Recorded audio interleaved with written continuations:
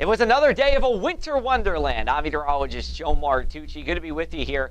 The flakes, though, today were fatter. The snow came down a little more intense, and we actually coated up in some areas of Cumberland County. You're looking at Bridgeton here from the Greater Bridgeton Amish Farm Market, where we did just that. Shout out to Best Show Field for sending me in that video. Now, here is a look at our clouds and radar throughout the day on Thursday. You're going to see this area of snow moving in. See some of those darker colors over Cumberland County.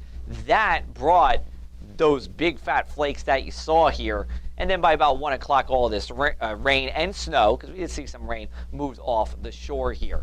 Now, as we go forward in time, no rain or snow to speak of, at least until Sunday. Temperatures are on the rise because winds are out of the south and west here. We go into Thursday night, relatively clear. Here comes some clouds on Friday morning, only for them to go away as we go into the afternoon. Winds out of the south and east. Now, as we go into Friday night, it's clear, but then Saturday, here comes some clouds. There will actually be some fog in the morning, too. Winds out of the south, so we continue with that warming trend. And then we get to Sunday, where the morning is dry, the midday is dry. So if you have outdoor plans or you want to maybe put up some holiday decorations still outside, do them in the morning or midday. But winds are coming out of the south, and they increase as we go into the afternoon when rain becomes likely. And then we're talking about the potential for heavy rain and damaging winds. Now, this will be with what you see here, these brighter colors here, these yellows, these oranges. Anytime between 11 p.m. to 5 a.m. has the potential for this. For an hour or two, where damaging winds as well as some flooding rains will be in the realm of possibility. But look at our sustained winds, 30 in Long Beach Township, 30 in Cape May. Now, this is just a forecast model, but these are the kind of sustained winds we're talking about, and gusts could be much higher. By the time we get to sunrise on Monday, this is wrapping up here, and most of your Monday will be dry, but we will have a gusty wind out of the west-northwest as the day goes on. Winds about a half-mile high, 80 miles an hour in Atlantic City, 70 in Toms River.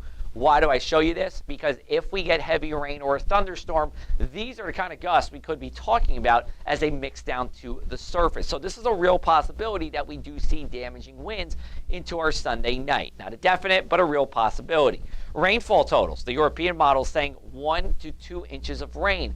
We'll take that rain. We do need it. We're teetering on drought, but this is going to cause some issues. Roadway flooding, stream flooding, creek flooding here. If you don't have to drive Sunday night, that is the best thing I can say here. And you want to make sure during the day on Sunday, you're deflating the inflatables, the Santas, the menorahs, the reindeer, and you're charging up your devices on Sunday evening just in case we get into a power outage Sunday night. For tonight, temperatures sliding from the upper 30s to around 40 degrees to around 30 degrees inland and around 32 at the coast. Friday will be a seasonable day, highs in the low 50s everywhere here with a partly cloudy sky.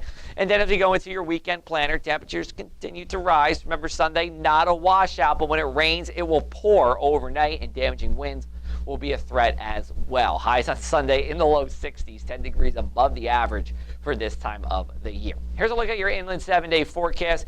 Temperatures climb, climb, and climb, and then they fall and fall as we go into Monday and Tuesday.